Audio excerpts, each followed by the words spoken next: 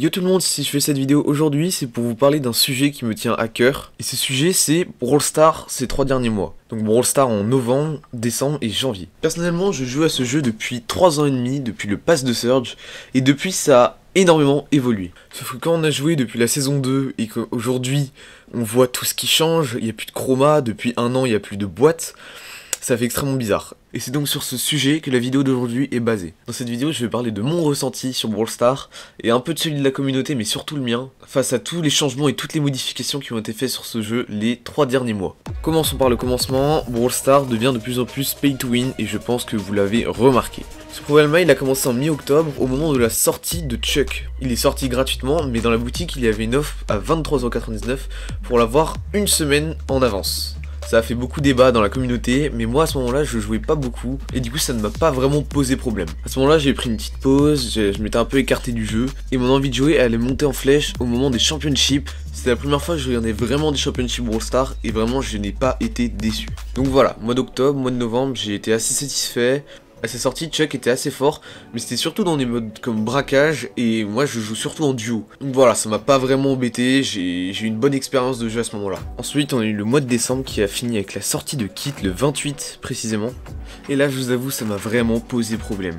Déjà, les premiers jours de sa sortie, c'était littéralement le brawler le plus surcheaté du jeu, toute période confondue. Un gadget abusé, un pouvoir star abusé, des statistiques d'attaque complètement folles. Même son super, il est vraiment complètement abusé. Et ce, pour la modique somme de 36€. C'est du gros n'importe quoi. Aujourd'hui, avec 36€, vous pouvez vous acheter une manette Switch. Je sais pas si vous vous rendez compte. À ce moment-là, c'était devenu insupportable de jouer dans tous les modes de jeu confondus. T'avais forcément un kit qui traînait n'importe où autour de toi, en invisible avec son gadget ou dans un bush aux alentours et qui s'apprêtait à sauter sur toi. Après, il s'est pris quelques nerfs et patchs, donc ça allait un petit peu mieux. Mais évidemment, un problème n'arrive jamais seul. Il y a eu récemment la sortie de Larry et Lowry à 18€. Vraiment là, j'ai saturé, j'en pouvais plus.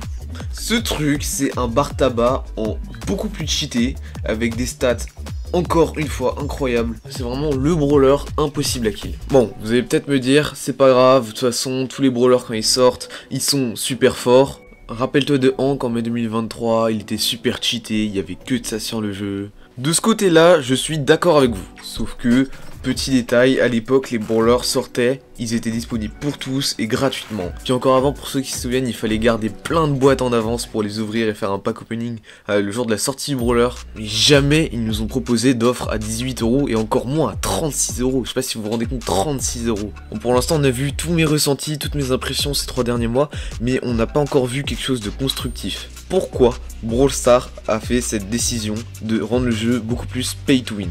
Au final, si on réfléchit un peu, les changements ont des raisons plus ou moins évidentes. Brawl Stars, comme tous les jeux, a un studio derrière lui, et le sien c'est Supercell, comme Clash of Clans, Clash Royale et Boom Beach, qui sont 3 jeux malheureusement en train de peu à peu disparaître, et qui ont besoin d'être maintenus en vie le plus longtemps possible. Ils ont aussi des comptes à rendre à Tencent, le géant chinois qui est l'actionnaire majoritaire du studio depuis 2016. Brawl Stars est devenu un peu la machine à sous de Supercell, comme Fortnite l'est pour Epic Games. Comme ils doivent réaliser un chiffre d'affaires de plus en plus grand à chaque fois, Supercell n'a pas en fait d'autre choix que de monétiser encore plus son dernier jeu qui, entre guillemets, tient la route. Bon, en même temps, il faut pas oublier que Brawl Stars est un jeu mobile, une industrie du jeu vidéo qui possède un objectif précis. Le but n'est pas d'avoir le plus de joueurs satisfaits du jeu, mais les joueurs les plus dépensés, les baleines comme on les a surnommés. Malheureusement, je vais devoir prendre l'exemple de Vink BS, qui a mis plus de 1000€ dans le jeu, donc ça c'est un très bel exemple de baleine. Et ces baleines, représentant la minorité des joueurs, sont en réalité la source d'environ, entre gros guillemets, 70% du chiffre d'affaires des jeux mobiles. Pour Supercell, il est primordial de se concentrer sur ce type de joueurs en allant toujours plus loin dans le pay to win, afin de faire un max de thunes.